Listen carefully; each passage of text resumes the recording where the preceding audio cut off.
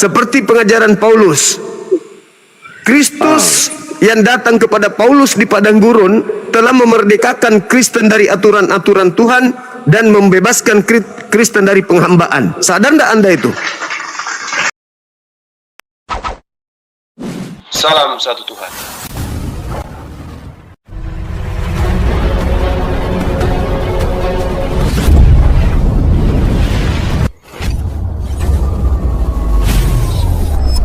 Ya, pengantar ini singkat para sahabat. Dukung semua ya sahabat-sahabat kita channel Densa News Muslim. Di like, di subscribe, di share sebanyak mungkin untuk supaya mencegah sahabat-sahabat kita di luar sana Tidak terpengaruh terhadap pemurtadan. Semoga Allah memberikan selalu sikap istiqamah. Salam satu Tuhan, Allahu Akbar. sadar karena pendeta nggak ngajarin. Tapi apa hubungannya hukum Taurat dengan Kristen? Begini. Yang saat terakhir Yesus naik ke langit itu dia sudah bilang begini, pergilah jadikanlah sebuah bangsa muridku dan baptislah mereka dalam nama Bapa, Anak dan Roh Kudus. Itu kan Tidak kata ada. Yesus. Tidak ada itu. Framing aja. Tidak ada itu. Tidak ada itu. Yesus tidak pernah membaptis satu manusia pun. Yang Anda maksud itu adalah makhluk Kristus yang keluar dari kubur, betul? Framing kau itu. Loh, kok framing? Ini Anda baru tahu kan setelah naik ke sini? Ada dua Kristus di dalam agama Anda. Ada anak Maria, ada kemudian Kristus yang datang kepada Paulus yang bukan manusia. Beda. Oke. Begini, betul ada dua Kristus. Kalau menurut saya ada dua Kristus, betul. Oke. Betul. Tapi gini ya. Satu Kristus yang tidak disalibkan itu satu. Satu Kristus yang disalibkan. Betul. Betul, kau bilang ada dua Kristus. Ya, betul, itu betul. Oke. Kristus yang tidak disalibkan ini adalah Kristus yang tidak dikutuk. Sedangkan Kristus yang disalib ini adalah Kristus yang dikutuk oleh Elohim. Pertanyaan saya, anak Maria ini dikutuk oleh Elohim atau tidak? Begini, tunggu dulu. Begini nasib jadi Kristen. Gimana? Sebelum saya jawab begini, di situ ada nama Yesus Barabas dan tidak disalibkan, dia dilepaskan. Itulah Kristus yang dua itu. Sekarang anak Maria ini dikutuk nggak? Wah, dia disalibkan. Yang disalibkan itu orang yang dikutuk. Anak Maria dikutuk nggak? Kau framing lagi kau itu. Kau framing pula. Anda baru tahu setelah naik ke sini kan? Orang yang disalib adalah orang yang dikutuk. Yang tidak disalib itu Yesus Barabas. Banyak yang tidak disalib. Yang intinya yang disalib itu adalah orang yang dikutuk oleh Elohim. Pertanyaan saya, anak Maria dikutuk gak? Tidak ada di situ anak Maria dikutuk. Malah dia tidak ada. Tepuk tangan saudara-saudara. Sudah dinubuatkan bahwa dia akan nubuat mati lagi. Salib, loncat ke nubuat. Kitabnya Yahudi dibawa-bawa. Nggak ada malunya. Yahudi kenapa? Enggak. Apa? Di mana Yahudi menyalib Yesus karena nubuat? Di mana? Murid Yesus saja dari ke-12 murid itu dia orang Yahudi semua, supaya kau paham. Iya tahu tapi tidak ada di antara orang Yahudi, imam kepala mahkamah agama dan seterusnya menyalib Yesus alasannya adalah nubuat dari perjanjian lama. Itu nggak ada. Itu hanya dia. Mana? Itu di Alkitab, gimana caranya? Di Alkitab mana? Coba tunjukkan di mana tertulis orang Yahudi, Farisi, mahkamah agama dan ahli Taurat kemudian menyalibkan Yesus karena nubuat dari kitab mereka. Ada? Nabi Yesaya sudah menubuatkan bahwa itu tuduhan orang Kristen. Sekarang yang saya tanya, para eksekutor penyaliban Yesus ada nggak menjadikan kitab itu sebagai dasar pijakan menyalib Yesus? Ada nggak? Kaku. Kalian melantik Kristus yang datang kepada Paulus di padang gurun. Mampus, kabur. Malu. Jadi kebanyakan Kristen itu nggak paham Bible, nggak ngerti Bibelnya, nggak ngerti kekristenan itu. Mereka hanya ikut, percaya, yakin, ikut. Dia nggak paham Bibelnya sendiri. Naik ke sini malu. Karena musuh mereka adalah Bibelnya sendiri. Mereka jemaat-jemaat yang tidak paham apa-apa. Begitu saudara-saudara. Kita naikkan lagi teman-teman sekalian. Teman-teman kita yang mau berdiskusi. Halo, saudara Aming. Ya, selamat siang. Bagaimana semua? Ini muka anak Tuhan ini mukanya. Kok muka menderita, Bang? Ya, kenapa? Iya, anak Tuhan. Kok anak Tuhan menderita? Menderita apanya? Jangan. Senang aku. Jangan-jangan anak susah ini kok jadi anak Tuhan, gimana dong? Anak Tuhan tuh selalu senang, happy, gembira. Anak Tuhan. Ya. Anak Tuhan. Anak siapa kamu? Saya anak manusia, Bang. Saya anak manusia, saya Manusia hamba dari Tuhan. mana? Anak manusia. Dari Adam alaihis salam. Iya. Kalau Adam, Ciptakan abang sama kan siapa? anak Tuhan. Abangnya anak Tuhan nih. Ya. Diciptakan sama siapa? Dicipta sama Tuhan kalau saya. Kalau abang kan, mungkin abang yang ciptakan sama saya, Tuhan, bukan? berarti diciptakan sama Tuhan berarti Berarti hamba Tuhan, ciptaan Tuhan. Mungkin abang yang ciptakan saya, kamu bukan nggak? hamba. Kamu hamba. Iya, saya hamba Tuhan. Pantasan kamu Yesus juga hamba. Yesus hamba Hah? Tuhan juga, Bang. Yesus hamba Tuhan. Gitu. Iya. Yesus hamba Tuhan. Makanya Kamu dari level mana? Kristen ini Kamu di dalam tahunya dari kisah para Rasul 4 nomor 30, Yesus adalah hamba Tuhan yang suci.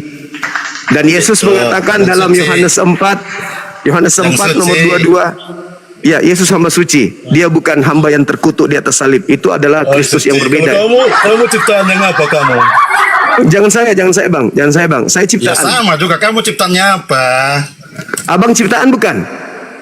Ciptaan. Oh, berarti anak Tuhan palsu berarti. Kalau Ya, Tuhan itu sama-sama, tidak kamu diciptakan. Kamu juga palsu. Kamu ciptaan bukan? Oh, teman-teman, dia ngaku ciptaan, padahal tadi katanya anak Tuhan. Lucu ente. Gini bro. Lucu. Sekarang saya mau bertanya kepada anak Tuhan. Saya ingin bertanya kepada anak Tuhan. Bro. Kenapa anak Tuhan ini? Sabar dulu. Anda di rumah saya. Anda harus ikut aturan rumah saya. Kenapa Ya. sebagai anak Tuhan, kedudukan Anda sama seperti iblis, tidak menyembah kepada Tuhan? Jawab. Saya menyembah kepada Tuhan.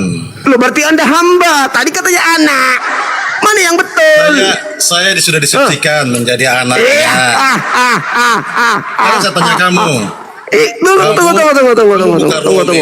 Tunggu dulu.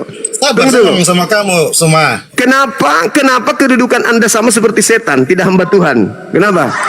Semua. Kamu buka room ini untuk berdiskusi yang sehat atau mau Sehat menghina sehat sama sekali. agama? Loh, bukan menghina. Saya mendudukkan Anda anak Tuhan. Begitu Anda naik, anak Tuhan. Silakan duduk, Tuhan. anak Tuhan. Kan gitu. Terus kalau saya anak Tuhan kenapa? Saya heran sebagai anak Tuhan, kenapa kedudukan Anda sama seperti setan? Kalau saya anak Tuhan kenapa? Kedudukan Salahnya Anda di sama mana? seperti setan. Itu loh. Ya salahnya di setan, mana? Saya tanya.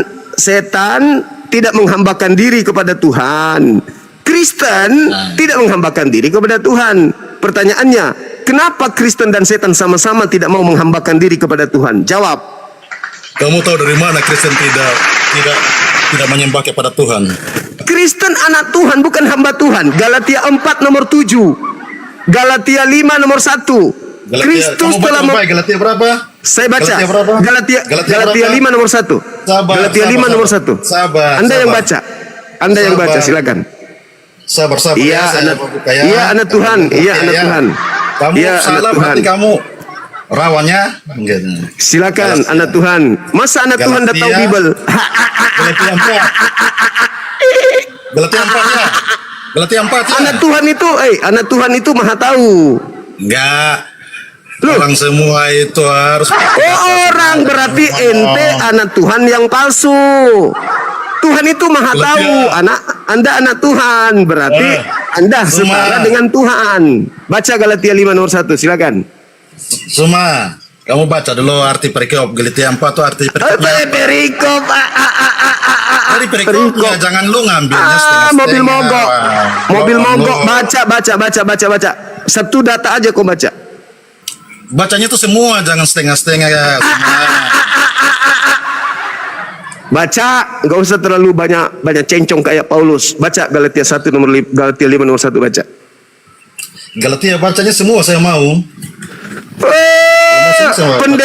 Pendetamu kalau melakukan aksi kebohongan di gereja dia baca semua satu perikop. Iya, semua satu perikop. Nenekmu kiper, mana ada? Kamu baca dulu Galatia 5 nomor 1. Saya mendengar. Zuma, lu Apa? jangan menghina agama orang ya Zuma ya. Yang menghina siapa? Derajatmu aku angkat meskipun mukamu kayak monyet. Saya angkat derajatmu, kau itu anak Tuhan, paham? Zuma, Hei. apa yang lu mengerti tentang Kristen? Ya sudah, saya bertanya samamu, kenapa kedudukan Kristen sama setan sama? Bertanya Atau lagi. gimana sama kedudukan Kristen sama setan, taunya dari mana? Sama-sama tidak menghambakan diri kepada Tuhan. Hah? Hah? Bagaimana lu ngomong? Sama-sama tidak mau menghambakan diri kepada Tuhan pencipta langit dan bumi. Kristen itu spesial. Apa?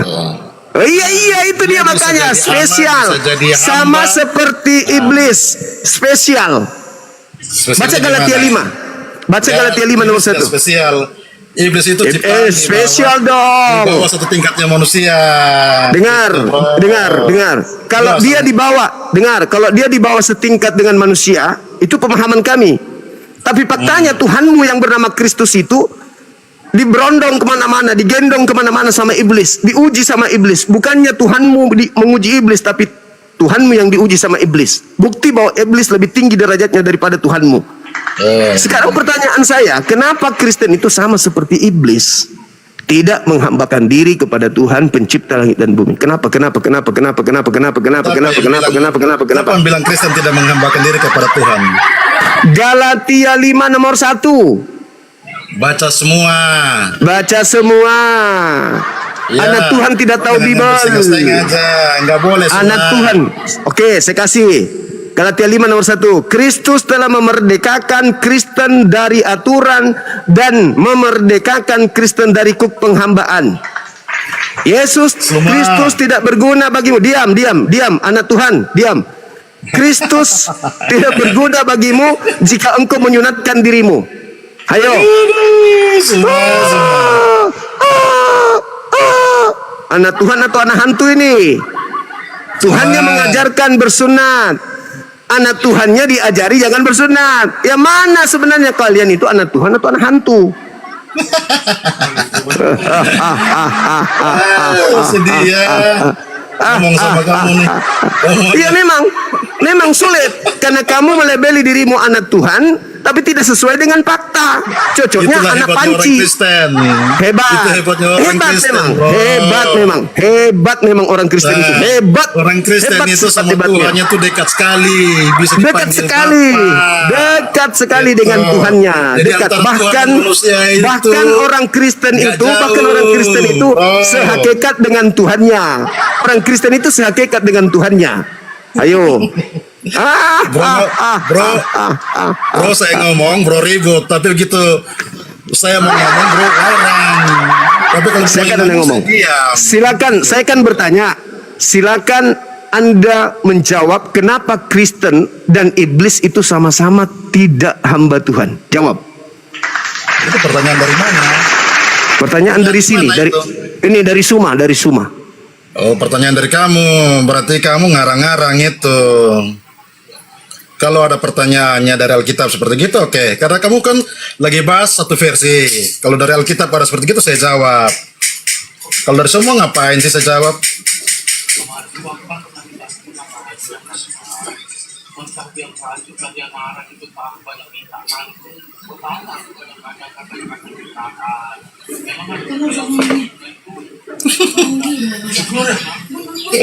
Lelet. Semua.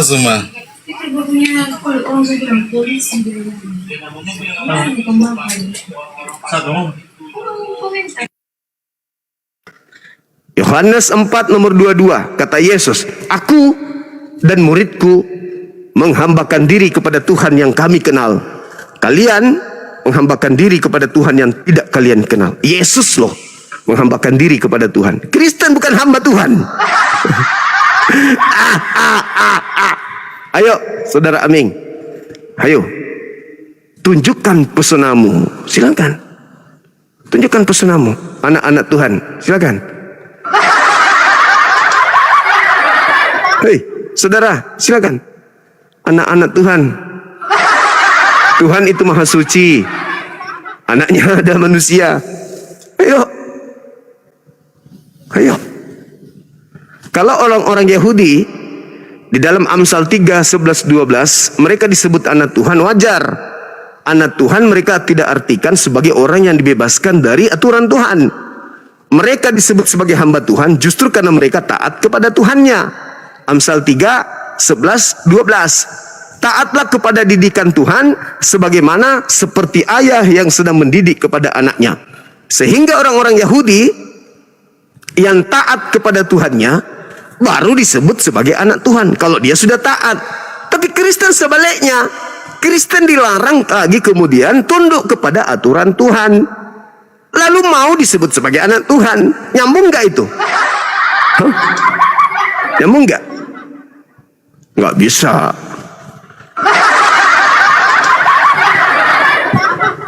Gimana bang? Kaget? Kaget? Abang kaget? Abang kaget? Kalau orang Yahudi disebut anak Tuhan karena mereka taat menjalankan Taurat.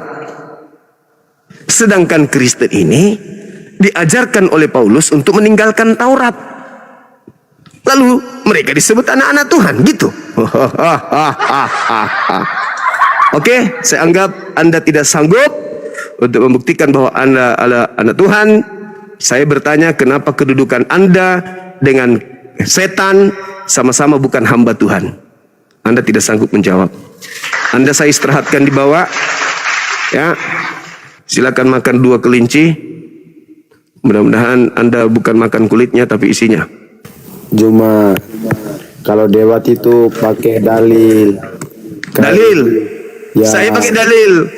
Yang tadi tidak pakai dalil. Edis. Biar orang-orangnya nontonnya semangat. Iya, saya pakai dalil. Ini Galatia 5 nomor 1. Dengar. Galatia 5 nomor 1. Kristus telah membebaskan Kristen dari aturan dan memerdekakan dari kuk penghambaan. Anda dibebaskan dari menghambakan diri kepada Tuhan. Sekarang iblis juga bebas tidak menghamba Tuhan. Pertanyaan saya, kenapa Kristen kedudukannya sama seperti iblis, tidak hamba dari Tuhan? Jawab. Jawab bang. Dalil kan? Anda minta dalil, saya kasih Galatia.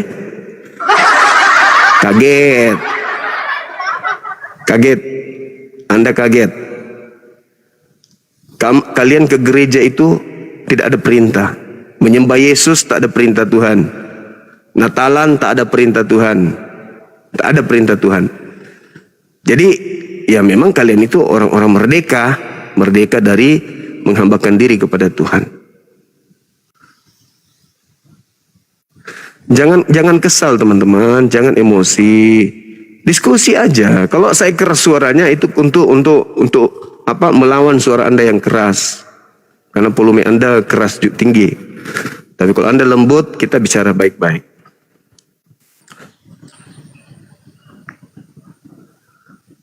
Halo. Halo. Ya. Coba Anda jelaskan pertanyaan saya tadi. Kenapa Kristen dan iblis sama-sama bukan hamba Tuhan? Silakan. Kristen dan iblis sama-sama bukan hamba Tuhan. Iya. Kalau iblis itu dulu kan bang, itu kan ciptaan Tuhan bang. Karena dia iblis itu merasa cemburu kepada manusia. Iya. Ya, dia jadi lari jalur gitu bang. Iya. Nah sekarang bedanya dengan Kristen apa? Kristen itu ajaran, Bang. Ajaran kasih Yesus Kristus kepada kami. Iya, Kristen tahu. itu ajaran, Bang. Tahu itu ajaran Kristus yang datang di padang gurun kepada Paulus. Tahu saya. Sekarang pertanyaan saya, kenapa Kristen dan iblis itu sama-sama bukan hamba Tuhan? Kristen dan iblis itu hamba Tuhan loh, Bang. Iya tahu memang mereka adalah hamba Tuhan, ciptaan Tuhan maksudnya. Tapi Kristen diajarkan untuk tidak menghambakan diri kepada Tuhan. Ada dalilnya, Bang. Galatia 5 nomor 1. Galatia 4 nomor 7. Ibrani 6 nomor 1. Dan seterusnya. Kolose 2 16 dan seterusnya. Kalian dilarang menghambakan diri kepada Tuhan. Kalian harus tunduk kepada Kristus yang datang kepada Paulus. Apakah Anda masih melakukan prosesi-prosesi ibadahnya orang Yahudi? Ritual-ritualnya? Seremonialnya? Tidak. Sedangkan hamba Tuhan itu melakukan seremonial. Seperti Yesus, sujud, puasa, sunat. Sedangkan kalian tidak. Iblis juga tidak. Kenapa sama? Sedangkan Tuhan datang melalui para nabi mengajarkan seremonial. Jangan makan ini, jangan makan itu, jangan makan ini, jangan minum itu. Itu diajarkan. Nabi Abraham diajarkan sembelih kurban, sunat dan seterusnya. Nabi Musa juga demikian. Daud, Salomo demikian. Yesus juga demikian. Tapi kalau giliran Kristen, kamu bukan lagi hamba, tetapi kamu adalah anak.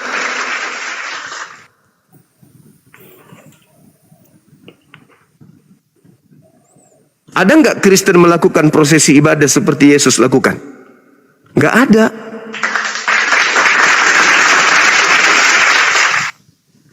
Karena sudah merasa. Loh, sekarang coba tunjukkan ibadah Yesus dan ibadah Kristen sama nggak? Kami sama-sama beribadah ke gereja, bait suci. Yesus mana ada ke gereja? Dia berkhotbah loh, Bang, di bait suci loh, Bang. Dia berkhotbah di Baitullah, di Bait El. Bait suci, Bang, bukan Baitullah. Iya, Baitullah itu di atas. Baitullah atau Bait El. Bait Allah. Kalau orang Yahudi mengatakan Bait Eloah atau Bait El. Atau kalau kami Baitullah. Nah sekarang Yesus ada nggak melakukan hal-hal seperti yang dilakukan orang Kristen hari ini? Natalan, ke gereja, nyanyi di sana, makan babi, makan anjing, makan monyet, makan ular, makan kodok. Ada nggak Yesus lakukan itu? Enggak. Kenapa? Semua dilakukannya, Bang. Fitnah lagi.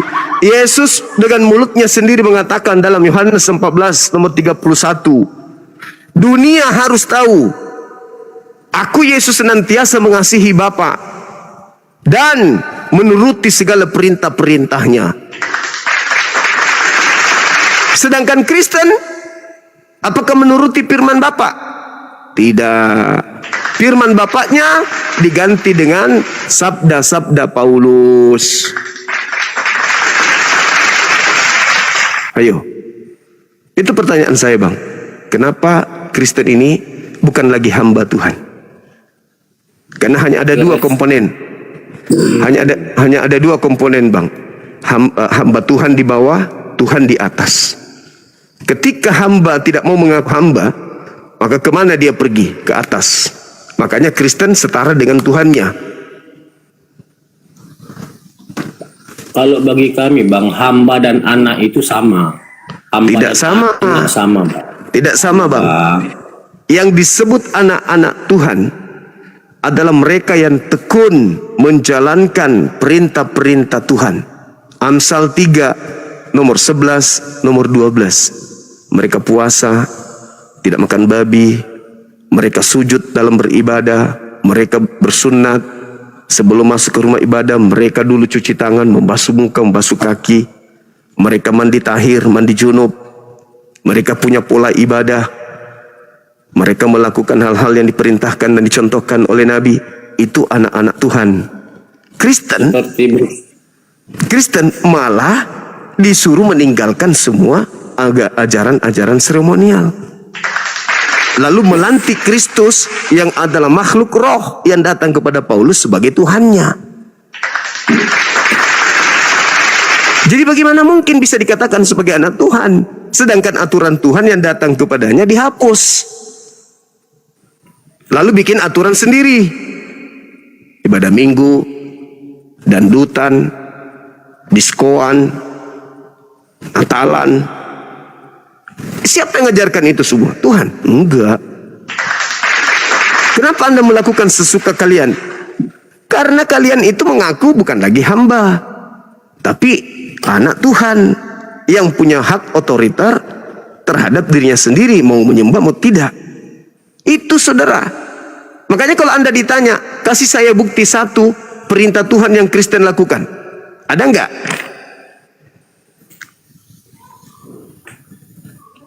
Banyak bang, banyak. Satu aja, enggak usah banyak, satu aja. Perintah Tuhan yang kami lakukan adalah ke gereja bang. Mana perintahnya ke gereja? Tunjukkan dalilnya di mana? Ayo. Kan dikatakan Yesus, aku akan membangun batu karang. Itu makris yang dibentuk oleh Yesus atas perintahnya kepada Petrus itu makris namanya, tempat suci, Bait El. Tak boleh masuk orang yang tidak bersunat di situ, tak boleh. Haram hukumnya. Yehezkiel 4 nomor 9. Haram hukumnya orang yang tidak bersunat masuk ke dalam rumah suci. Sedangkan Kristen mandi junub, tidak pakai sepatu, pakai sendal, habis injak tai kucing masuk ke dalam rumah tempat ibadahnya mereka. Tidak ada mandi junub, tidak ada wudhu, tidak bersunat, habis makan babi langsung masuk ke situ. Itu bukan tempat sucinya orang Yahudi, beda. Itu kan habis masuk. Gitu ya. Tidak, itu menurut dalil. Itu menurut dalil. Masuk ke dalam yang kalian sembah siapa? Elohim? Bukan. Yesus Kristus. Tempat sucinya orang Yahudi, mana ada patung Yesus, mana ada gambar salib, mana ada kemudian mereka menyembah kepada makhluk bernama Yesus Kristus. Itu tempat sucinya orang Yahudi. Mana ada patung di dalam? Dulu kan mana ada orang? Loh, Yesusnya melakukan hal yang sama. Yesus itu taat kepada perintah Tuhan. Yohanes 8:29, Dia yang mengutus aku senantiasa menyertai aku dan tidak membiarkan aku seorang diri, sebab aku senantiasa melakukan apa yang diperintahkan kepadaku. Yesus seorang Muslim, bukan Kristen Yesus itu. Makanya kalau Anda mengatakan diri Anda sebagai anak Tuhan, tetapi tidak melakukan perintah Tuhan, ya itu sama halnya iblis yang bertopengkan pakaian anak Tuhan, tapi bukan anak Tuhan. Begitu saudara. Contohnya, bagaimana? Contohnya Yesus itu beragama Muslim, contohnya apa saja itu? Coba Anda lihat Ibrani 5 nomor 7. Sebagai manusia, Yesus mempersembahkan doa yang sangat-sangat terhadap Dia yang mampu menyelamatkannya dari kematian. Berdoa yang sungguh-sungguh, berserah diri berarti dia Muslim. Dan sebagai manusia, dan karena dia adalah orang yang soleh, maka doanya dikabulkan. Oh, Yesus orang soleh ternyata. Yesus orang soleh, bukan orang Kristen. Ibrani 5 nomor 1 itu Yesus disebut sebagai orang soleh. Agama Islam belum ada pada saat itu, Bang. Betul sekali, benar sekali, benar. Benar sekali. Agama yang dibawa oleh Nabi Muhammad belum disempurnakan, memang betul. Makanya Yesus mengatakan, masih banyak yang ingin aku ajarkan kepadamu, tapi kamu belum sanggup untuk menanggungnya. Ini ucapan Yesus kepada Bani Israel, bukan kepada Kristen. Itu saudara. Sekarang, kalau kita ingin membuktikan nih, bahwa Kristus yang datang kepada saudara dengan Kristus yang adalah Nabi kami yang datang di tengah Bani Israel berbeda, Anda lihat apa yang dibisikkan kemudian Kristus yang keluar dari kubur kepada orang-orang yang ada di sekitarnya. Kepadaku telah diberi kuasa, pergilah ke seluruh dunia, jadikanlah seluruh bangsa menjadi pengikutku, dan ajarlah mereka sebagaimana apa yang kuperintahkan kepadamu. Coba, ada tidak perintah daripada anak Maria untuk menyembah dirinya? Ada enggak?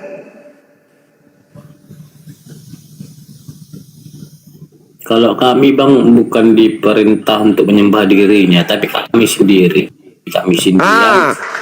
Ya, betul. Terima kasih. Yang di bawah tepuk tangan, kita hargai pendapat saudara sahabat Edis, muridnya Edis. Jadi gini, kalau Anda mengatakan tidak ada perintah dari anak Maria untuk menyembah dirinya, tetapi hari ini Anda menyembah dia, berarti ada roh di dalam diri Anda yang menuntun Anda untuk menyembah Yesus. Pertanyaan saya, roh apa yang mengajarkan Anda menyembah Yesus? Roh yang keluar dari kubur. Anda katakan Roh Kudus. Yesus pernah ajarkan nggak menyembah dirinya?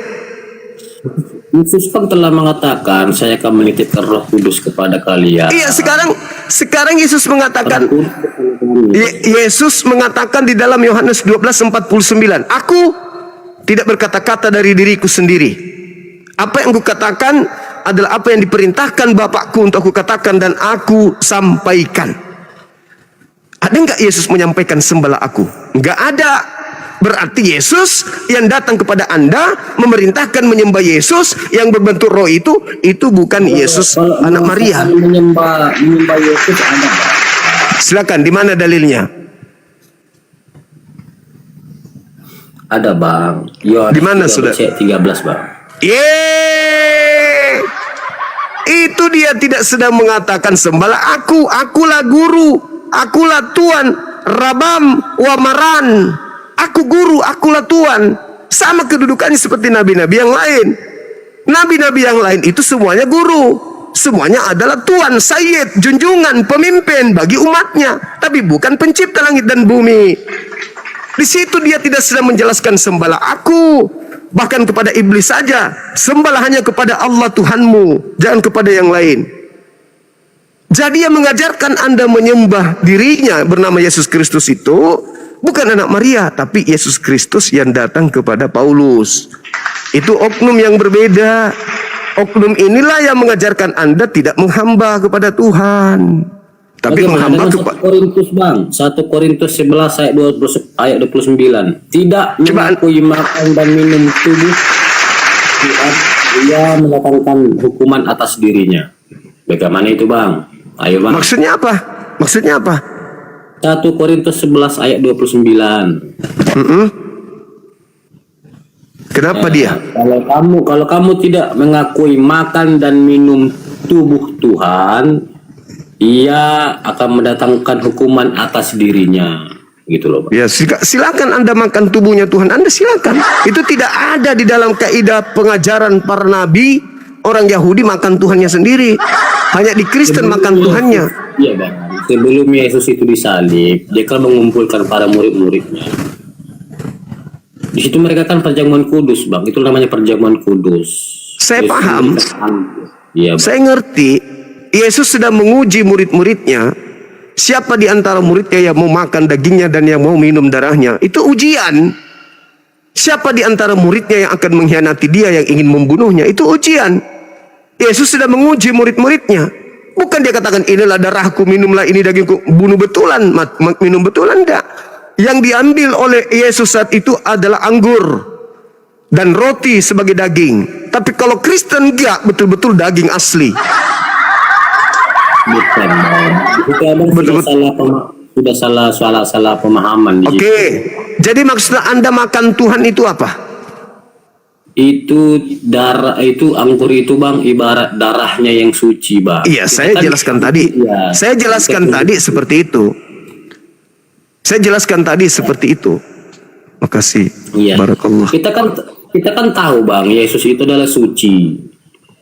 Dialah manusia yang suci di antara seluruh nabi-nabi. Berarti bukan dia yang dikutuk. Karena begini bang, hanya dengan darah yang suci lah yang bisa menebus darah yang berdosa. Oh, darah manusia atau darah hewan? Kita manusia ini berdosa loh bang. Iya, sekarang Karena hukuman yang Tuhan dosa pencipta dalam langit maut, dan bumi, Tuhan pencipta langit dan bumi ketika minta korban, dia minta korban hewan atau korban manusia?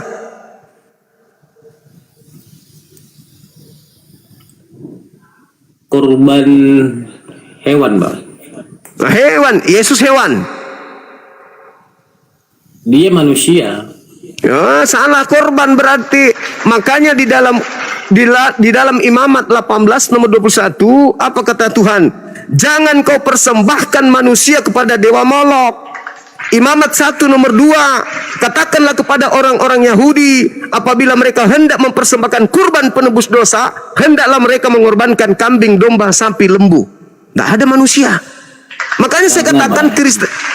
Karena apa? Karena Yesus itu disalib itu sudah nubuatan. Itu kata Kristen. Itu kata Kristen. Pertanyaan saya.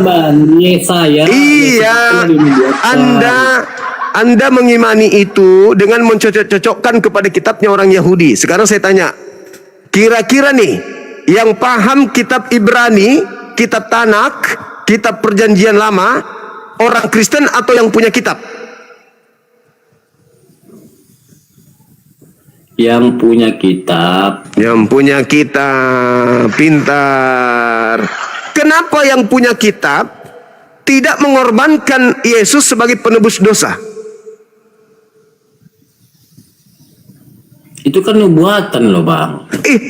Sekarang Anda sudah mengakui mereka lebih paham. Abang baca dulu. Mereka saya ulang lagi, yang lebih paham Yesaya yang punya kitab atau Kristen? Yang punya kitab. Yang punya kitab. Kenapa yang punya kitab tidak menumbalkan Yesus sebagai penebus dosa? Kenapa? Itu kan nubuatannya ada bang loh dia saya bang baca dulu. Sekarang pertanyaan saya, yang lebih paham tentang Yesaya dengan kitab ini dengan Yahudi dengan Kristen, yang lebih paham siapa? Yahudi. Oke, berarti dia lebih paham. Yesus kami kan Dia lebih paham. Orang Yahudi lebih paham. Terus kenapa mereka yang lebih paham tentang kitab Yesaya ini tidak menjadikan kitab Yesaya sebagai dasar untuk menumbalkan Yesus? Kenapa? Itu bang, perjanjian lama itu nubuatan bang. Astagfirullahaladzim. Saya ulang lagi. Di sini. Aduh. Siapa yang lebih paham kitabnya Yahudi atau Kristen? Yahudi. Kenapa Yahudi yang lebih paham kitabnya tidak menjadikan Yesus sebagai tumbal penebus dosa mereka, padahal mereka lebih paham Yesaya? Kenapa? Ya buktinya Yesus tersalib loh bang. Bukan itu kan? Bukan itu pertanyaannya. Pertanyaan saya, kenapa Yahudi yang lebih paham tentang Yesaya tidak menjadikan Yesus sebagai tumbal penebus dosa mereka? Kenapa? Aduh, di sini abang kurang paham di sini bang. Saya atau Anda yang tidak paham? Saya atau Anda yang tidak paham? Saya kan tadi telah mengatakan bang. Saya tadi kan telah mengatakan. Apa itu? Yesaya 53 itu kan telah di nabi-nabi kan sebagai itu menurut orang yang tidak paham Bible. Sedangkan yang paham tentang Yesaya, Anda sendiri mengakui adalah orang Yahudi. Kenapa mereka kalau paham tidak menjadikan Yesus sebagai tumbal untuk nebus dosa mereka? Kenapa justru Anda yang tidak paham mencocok-cocokkan salib itu adalah dinubuatkan Yesaya. Loh, yang punya kitab saja tidak mengertikan begitu kok. Kok Anda sosokan? Kenapa? Karena Abang Anda baca sudah dulu. Saya tidak perlu baca, orang Yahudi aja yang baca. Orang Yahudi, ya paman, kamu ngerti Yesaya 53? Ngerti? Ada nggak Yesaya 53 itu nubuat untuk nebus dosa pakai darah Tuhan, darah manusia? Nggak ada. Terus Anda ingin bodoh-bodohi kita? Anda ingin mengatakan ini pembunuhan Yesus toh karena ada di Yesaya? Hei, yang punya kitab aja nggak ngakui itu. Lo kalian hanya terjemahan kok asal-asalan. Sok cantik.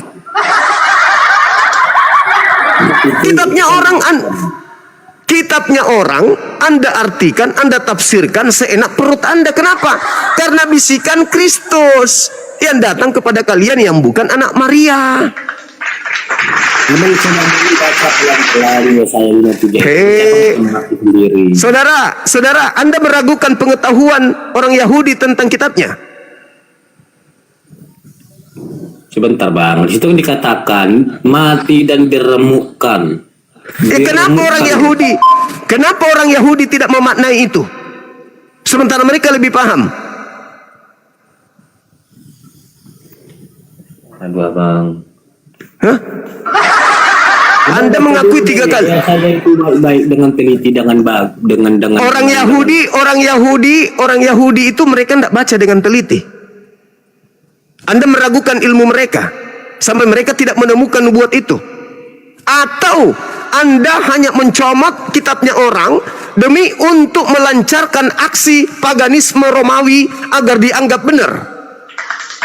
Abang jangan orang itu kitab kami loh bang. Nenek Ukiper. Yesus orang Yahudi, ente orang apa? Yesus orang Yahudi, ente orang apa? Yesus orang Yahudi.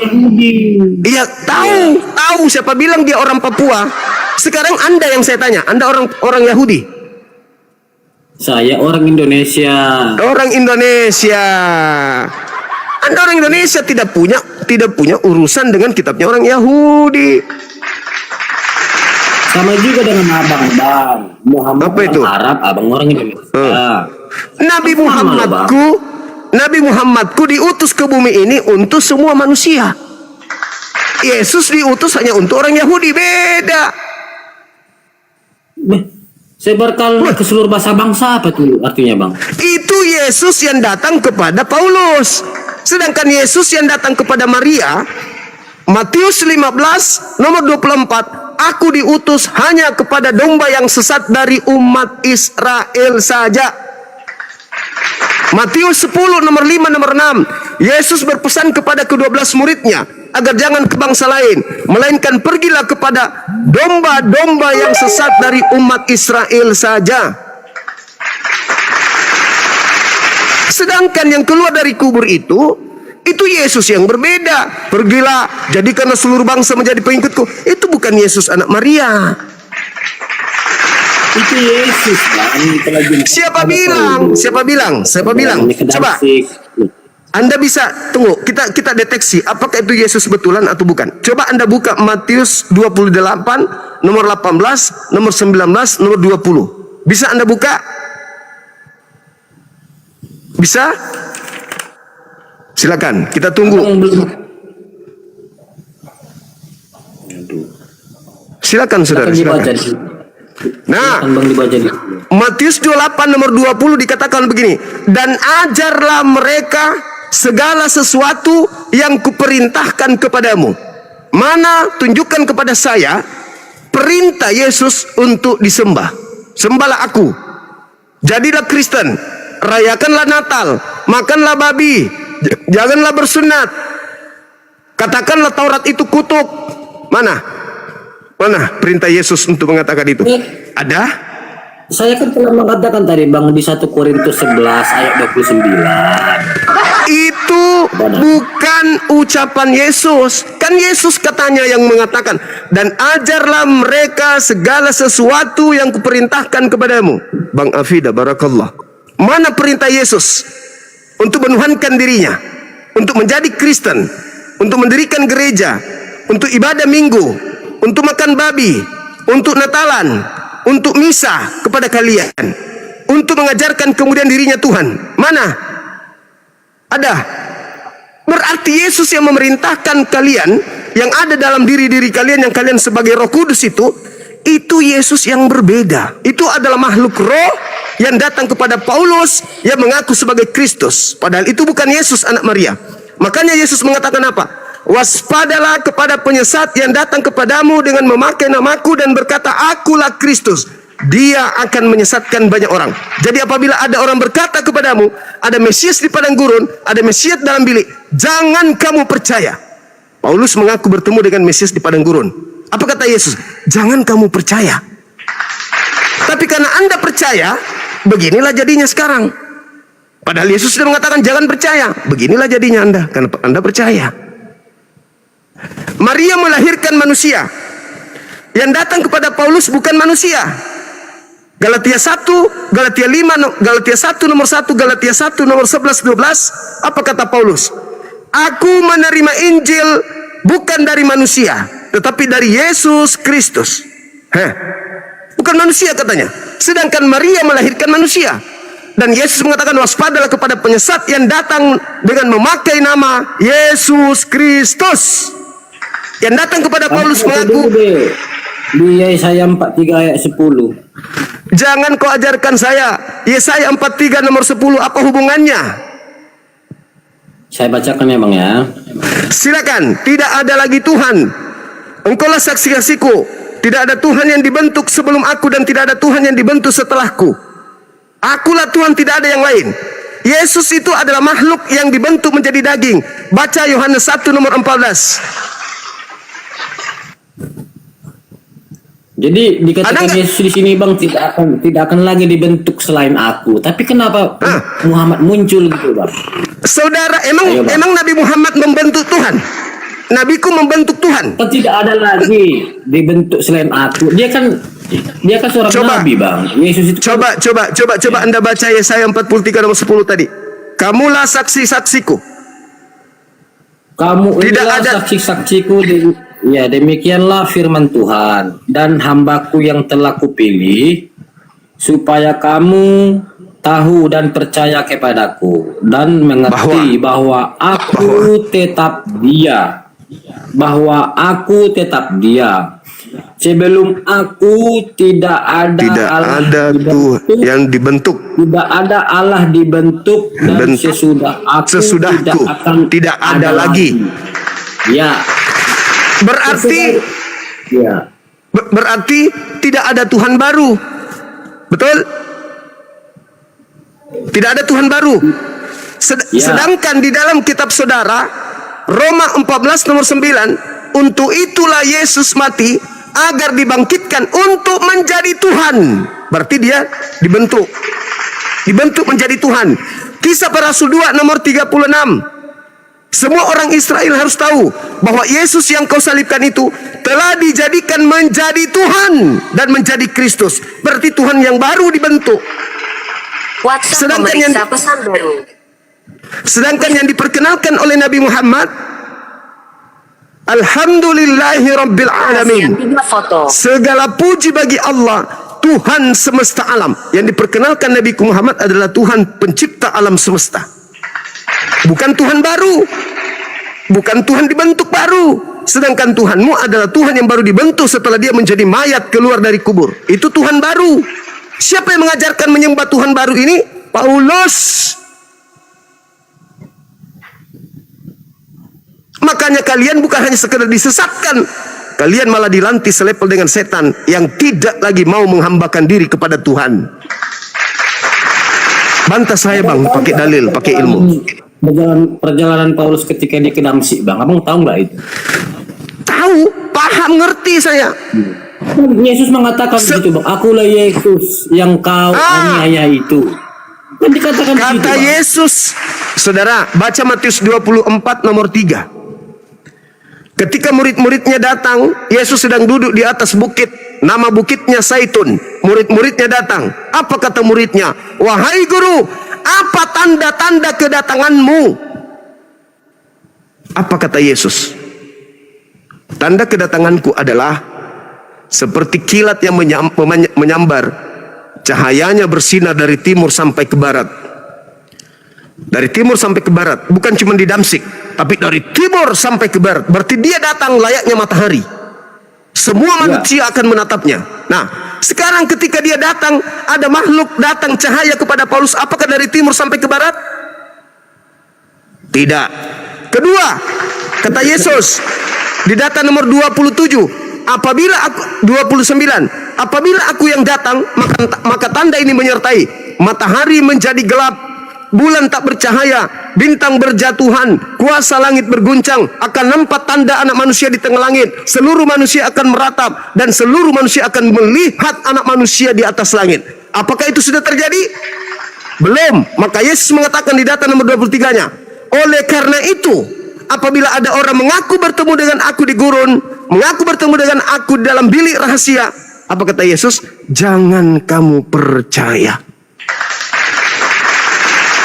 Jadi ketika kemudian Paulus datang, sabar 30 detik. Ketika Paulus datang kemudian belakangan di tahun 50 Masehi, hampir 20 tahun setelah Yesus terangkat ke langit, Paulus kemudian datang. Apa kata Paulus? Aku bertemu dengan Kristus gurumu di padang gurun. Apa nasihat guru Yesus kepada muridnya? Jangan kamu percaya, dia adalah penyesat. Tetapi Kristen percaya kepada Paulus, murid-murid tidak percaya. Apa endingnya? Baca Matius 7, 22, 23. Pada hari terakhir nanti, banyak orang yang memanggil aku Tuhan. Bukankah kami bernubuat pakai namamu, mengusir setan pakai namamu, bermujizat pakai namamu? Pada saat itulah aku Yesus berterus terang kepada mereka, enyahlah daripadaku, kalian semua adalah pembuat kejahatan. Aku Yesus tidak mengenal kalian. Kenapa kalian tidak dikenali Yesus? Kenapa Yesus mengusir kalian? Karena kalian itu percaya kepada Paulus. Padahal dia sudah mengatakan, kalau ada orang mengaku bertemu dengan Kristus di gurun, di padang pasir, atau di dalam bilik, nasihatnya apa? Jangan kamu percaya. Karena kamu percaya, kamu diusir.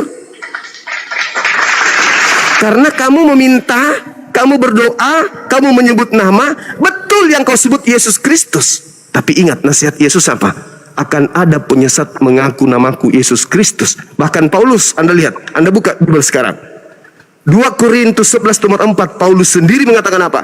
Ada Kristus lain, ada Yesus lain selain daripada Yesus yang aku beritakan. Berarti Yesusnya Maria, anak Maria, Yesusnya Bani Israel, Yesusnya umat Islam, itu berbeda dengan Yesusnya Kristen, yang adalah Yesusnya Paulus. Ada dua Yesus. Paulus sendiri mengatakan ada dua Yesus. Yesus juga mengatakan ada dua Yesus. Sekarang Anda mengikuti Yesus yang mana? Kalau Anda mengikuti Yesus anak Maria, maka Anda akan menjadi seorang praktisi Torah. Anda akan menjadi seorang Yahudi. Anda menjadi rabi, bukan menjadi pendeta, bukan menjadi pastor. Camkan itu, saudara. Camkan itu. Makanya kenapa sekarang Kristen tidak menghambakan diri kepada Tuhan? Karena Kristen telah menjadi pengikut penyesat yang mengaku Yesus Kristus kepada Paulus. Kalian bukan hamba Tuhan lagi, tetapi hamba dari Kristus yang datang di padang gurun. Di sini abang tadi telah menyangkal. Tadi kan abang bilang ketika Yesus itu datang dia berbentuk cahaya ya bang. Ini kan di sini kan dia datang bang berbentuk cahaya yang memancar bang. Tapi tanda Bukan anak dia manusianya datang. langsung dari barat ke timur. Di sini kan dia datang hanya untuk Paulus. Dia Berarti datang apa untuk kata Paulus, bang. apa kata Yesus? Percaya atau jangan percaya? Kan dikatakan Yesus ke sini, di sini. Apabila ada orang yang mengaku Mesias ada di sana, Mesias ada di sini, kata Yesus apa? Percaya atau jangan percaya? Saya bisa bacakan nggak bang kisah para rasul ini? Silakan. Oke bang. Kisah para rasul 9 ayat 3 sampai 8 ya bang ya, sampai 6 saja. Iya. Dalam perjalanan Saulus ke Damsik, ketika ia sudah dekat ke kota itu, tiba-tiba cahaya memancar dari langit mengelilingi dia. Ya bang ya, karena apa? Karena cuma hanya ke Paulus saja bang. Firman itu datang gitu loh bang. Makanya tidak sampai ke barat atau ke timur. Gitu loh bang. Nah, jadi kita baca yang 4 ya bang ya. Ia rebah ke tanah dan kedengaranlah olehnya suara-suara yang berkata kepadanya, Saulus, Saulus, mengapakah engkau menganiaya aku? Ayat kelima, siapakah engkau Tuhan? kata Saulus. Akulah Yesus yang kau aniaya itu. Tetapi bangunlah dan pergilah ke dalam kota itu, di sana akan dikatakan kepadamu apa yang harus kau perbuat. Di sini bang ada bang saksinya bang, Ananias bang. Ananias yang diperintahkan Yesus untuk bertemu Paulus. Di sini, Oke, lanjut. Bang, di sini Ananias bang, di sini saksinya ada. Ada bang tadi mengatakan kalau Yesus itu datang, dia berbentuk cahaya. Ini berbentuk cahaya dia datang bang, tapi tidak Ingat. ke timur ke barat. Iya. Sudah selesai. Karena dia datang hanya untuk Paulus di situ bang, hanya untuk Oke. Paulus. Itu bang. Oke. Kan tidak Coba dalam berbentuk. Ya. Saudara, Silakan bang. coba Anda kemudian lihat di dalam Lukas. Bisa Hasiani kemiut pulang. Anda baca dalam Lukas 10 nomor 18. Apa kata Yesus? Aku melihat iblis turun dari langit ke bumi berupa cahaya.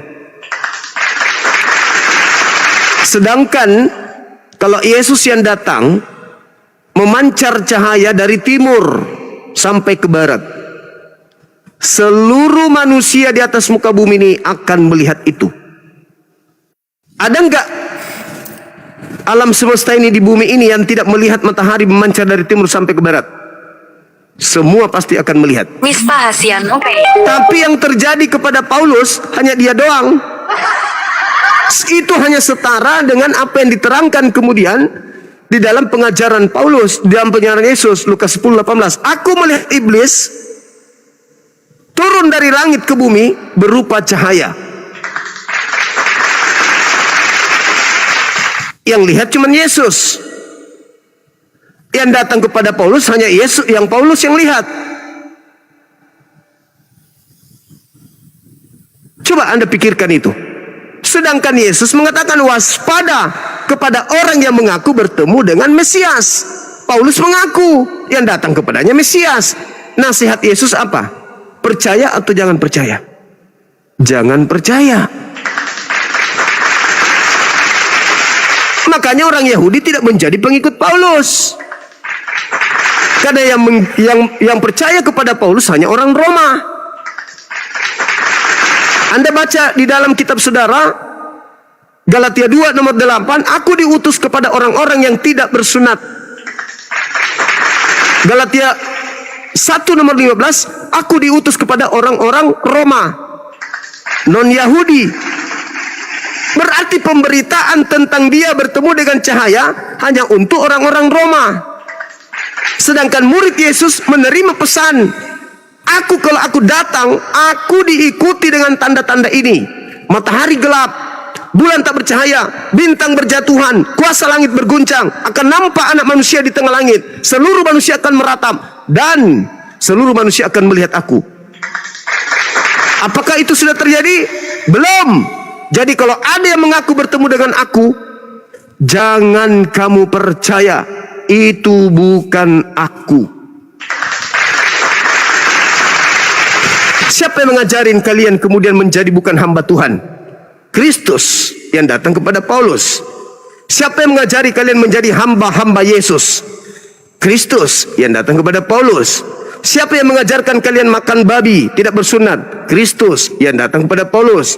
Siapa yang mengajarkan kalian Tuhan itu datang inkarnasi netek kepada wanita? Kristus yang datang kepada Paulus. Siapa yang mengajarkan kepada kalian bahwa manusia yang dibunuh jadi mayat ketika keluar dari kubur menjadi Tuhan? Kristus yang datang kepada Paulus. Siapa yang mengajarkan kalian itu sebagai anak-anak Tuhan? Kristus yang datang kepada Paulus. Siapa yang mengajarkan kalian ke gereja ibadah minggu? Kristus yang datang kepada Paulus. Siapa yang mengajarkan kalian menghalalkan semua yang diharamkan oleh Tuhan? Kristus yang datang kepada Paulus. Siapa yang mengajarkan kalian menjadi Kristen? Kristus yang datang kepada Paulus. Adakah Kristus anak Maria mengajarkan itu semua? Tidak ada.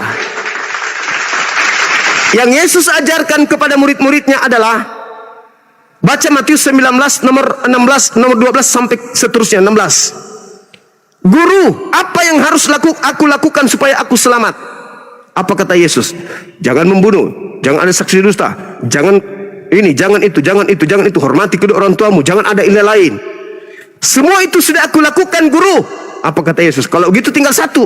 Apa itu? Jual seluruh hartamu, infakkan, sedekahkan, bayarkan zakat kepada orang-orang miskin. Itu murid Yesus dengan Yesusnya. Itu Yesus yang asli. Tidak ada itu sembah aku, makan babi, makan asu, makan biawak, jangan bersunat, sekolah minggu, minum hamar. Itu bukan ajaran Yesus kami. Itu ajaran Yesus palsu yang datang kepada Paulus. Makanya Paulus mengatakan apa? Aku menerima Injil bukan dari manusia, tetapi dari Yesus Kristus. Sekarang mari kita kaji Yesusnya, anak Marianya. Wahai anak Maria, manusiakah engkau? Manusia. Kau menerima firman? Iya. Mana? Yohanes 12:49 nomor 50. Apa katanya? Aku tidak berkata-kata dari diriku sendiri. Apa yang aku katakan adalah apa yang diperintahkan untuk aku katakan dan aku sampaikan. Dan firman-Nya itu kekal. Sedangkan Paulus menulis 13 buku. Itu dari mana dia dapat ilmunya? Roma ilmu dari mana? Galatia ilmu dari mana? Efesus ilmu dari mana? Filipi ilmu dari mana? Teleman dari mana? Dari mana 13 buku itu? Sedangkan Yesus anak Maria, aku tidak berkata-kata dari diriku sendiri. Paulus 13 buku. Yesus tidak ada satu pun buku. Dia hanya mengatakan, segala firman yang engkau berikan kepada aku telah aku sampaikan kepada muridku. Muridku telah menerimanya dan muridku percaya bahwa engkau lah yang telah mengutus aku. Berarti segala firman yang Yesus terima setelah dia sampaikan kepada muridnya, murid-muridnya percaya kalau Yesus adalah rasul utusan Tuhan. Bukan Tuhan. Segala firman, Yohanes 17:8, segala firman dari A sampai Z aku sampaikan kepada muridku. Muridku sudah menerimanya. Mereka percaya aku adalah utusan. Titik. Tak ada lagi firman. Tiba-tiba muncul firman di tahun 50-an. Dari Rasul Paulus, utusan Tuhan kita Yesus Kristus. Alamak. Dari mana Paulus mendapatkan 13 kitab ini? Dari Yesus Kristus juga. Tapi Yesus Kristus yang mana? Ayo, Yesus Kristus yang adalah makhluk roh. Beda dengan Yesus kami. Yesus kami manusia, dia nabi, dia rasul. Semoga keselamatan atasnya alaihi salam. Dia tidak disalib, dia tidak dibunuh, dia tidak diludahi, dia tidak ditampar, dia tidak ditonjok, dia tidak ditelencangin, dia tidak digantung, dia tidak dibunuh, dia tidak ditombak, dia tidak dikutuk oleh Tuhan. Sedangkan yang diajarkan oleh Paulus dikutuk oleh Tuhan untuk nebus dosa-dosa Kristen. Enak kali, siapa lu? Coba lembutkan hati Anda. Jangan percaya kepada Edis yang tidak paham Bible, apalagi ajaran Islam. Edis itu Jadi bagaimana orang Bang paling dengan Anissa 158? 158. Apa yang dikatakan? Dia diangkat langsung kan? Coba Anda baca kemudian di dalam Kisah Para Rasul khotbah Petrus. Diangkat langsung gak dia? Saya bacakan ya. Kisah Para Rasul 2 nomor 30, 31, 32, 33. Saya bacakan langsung. Petrus berkhotbah mengatakan begini. Daud nabi kita, kuburnya masih ada di tengah-tengah kita, telah bernubuat bahwa ke depan ada seorang Mesias yang dibangkitkan oleh Tuhan. Jasadnya tidak ditinggalkan di kubur, jasadnya tidak mengalami kebinasaan, tetapi dia diangkat kemudian oleh tangan kanan Elohim. Siapa dia yang tidak mengalami kematian? Jasadnya tidak mengalami binasa, jasadnya tidak ditinggal di kubur. Siapa dia? Yesus Kristus alaihi salam. Petrus mengatakan apa? Karena dia sudah diangkat oleh tangan kanan Elohim dan kamu terlanjur menyalibkan orang ini, maka Petrus mengatakan apa? Orang Yahudi harus tahu bahwa Yesus yang kalian salibkan ini telah dijadikan menjadi Tuhan dan Kristus. Siapa suruh? Al-Quran abang bertolak belakang ini bang, berbeda ini bang di Al-Quran. Di Al-Maidah 117 Allah mewafatkan Isa. Di An-Nisa 158 Allah mengangkat Isa. Iya. Oke. Dengarkan. Di dalam Al-Quran surah Maryam ayat 33, di situ Yesus atau Nabi Isa masih dalam keadaan bayi dalam ayunan. Isa alaihissalam bercerita tentang tiga komponen. Saat aku dilahirkan, saat aku diwafatkan, wafat, mati, dan dibangkitkan kembali. Tiga fase ini adalah semua fase yang akan dilalui oleh manusia. Anda, saya, Anda, dan seluruh manusia. Lahir, kemudian wafat, mati, kemudian dia dibangkitkan nanti. Yesus juga mengalami hal yang sama. Makanya dia berdoa, semoga aku disejahterakan, dimuliakan pada saat aku dilahirkan, pada saat aku diwafatkan, pada saat aku dibangkitkan. Kami umat Islam juga berdoa begitu. Semoga kami diberkati sejak kami lahir sampai kami hidup, hingga kami mati, hingga kami dibangkitkan di akhirat. Itu doa kami. Itu tidak ada hubungannya keluar dari kubur Cahayu. Kalian menafsirkan kitabnya Yahudi, sekarang kalian ingin menafsirkan juga kitabnya umat Islam gitu. Yang lebih tahu kitabnya Yahudi ya Yahudi, yang tahu kitabnya Islam ya Islam, Bang. Bukan Anda. Tapi abang mengatakan Isa itu telah diselamatkan oleh Allah, telah diselamatkan. Iya emang. Tetapi kan memang. Iya, tapi di sini di Al-Maidah 117 Allah mewafatkan dia loh bang. Diwafatkan bukan diwafatkan pada saat dia, saudara. Dia diwafatkan nanti pada saat dia datang kedua kalinya. Baru wafat, tidak ada lagi yang hidup. Setelah Nabi Isa datang, sebagaimana yang diceritakan Yesus tadi di dalam Matius 24 nomor 27, nomor 930, Al-Quran surah As-Zukhruf ayat 61, ketika dia datang yang kedua kalinya, dunia kiamat, dia pun ikut mati. Setelah itu dibangkitkan semuanya, antara seluruh manusia termasuk Anda, termasuk Yesus pun dibangkitkan. Dia datang bukan untuk mati loh bang, dia datang untuk menghakimi, bukan untuk mati lagi. Tidak ada yang bang, bukan untuk mati. Saudara, kullu nafsin zaikatul maut. Oke? Semua yang bernyawa akan mengalami kematian. Kejadian 6 nomor 3. Semua yang bernyawa akan mengalami kematian. Yesus bernyawa enggak? Bernyawa. Semua. Itu firman Tuhan. Mau Anda sebut dia Tuhan pencipta langit sekalipun, tetap saja dia manusia. Yang Anda maksud Tuhan itu Kristus yang datang kepada Anda. Itu beda. Tadi kan saya sudah menjelaskan kepada saudara bagaimana Yesus mendudukkan dirinya. Dia mendudukkan dirinya sebagai anak manusia. Sebagai manusia dia makhluk. Sebagai makhluk dia akan mengalami kematian. Makanya dia berdoa. Tapi bagi Yesus, tapi bagi iman kami bang, kalau Yesus itu datang nanti satu saat dia akan menghakimi, bukan untuk mati lagi bang. Umat Islam pun meyakini itu. Baca Al-Quran surah An-Nisa ayat 100. Lagi, bang. Tidak ada yang tidak bisa mati. Mati. Bayangkan nih, bayangkan. Sabar. Oh, sabar. Itu nanti dengar. Ketika Yesus turun ke bumi sebagai anak manusia, matahari menjadi gelap, bulan tak bercahaya, bintang-bintang berjatuhan menempah alam semesta ini. Kuasa-kuasa langit akan berguncang. Yesus sebagai manusia mati? Gak mungkin tidak. Semua akan mengalami kematian. Lalu dia dibangkitkan. Anda dibangkitkan, dia juga dibangkitkan. Kenapa dia turun menjadi hakim? Karena ada terdakwa. Siapa yang terdakwa? Kalian.